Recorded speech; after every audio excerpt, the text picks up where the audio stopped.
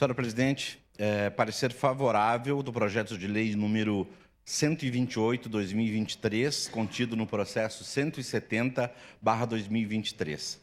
Recebe essa Comissão de Desenvolvimento Urbano, Transporte e Habitação, SEDUT, para análise e parecer do projeto de lei supramencionado, de autoria da vereadora Gladys Frisso, que denomina Via Pública Municipal do bairro Forqueta com o nome de Rua Margarida Maria Lázari Gregoleto. O processo vem instruído com certidão de óbito, biografia da homenageada, mapa de localização, abaixo-assinado dos moradores e certidões negativas conforme determina a legislação pertinente.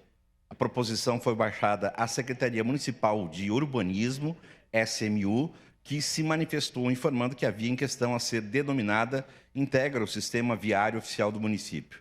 Portanto, a proposição encontra amparo na legislação e esta comissão manifesta-se favorável ao projeto em tela. Caxias do Sul, 6 de fevereiro de 2024, 149 anos da colonização e 134 anos da emancipação política. Assinam este documento vereadores Alberto Meneguzzi, Adriano Bressan, Lucas Caranhato, Lucas Dil e Tatiane Frisso. Era esse o parecer, senhora Presidente.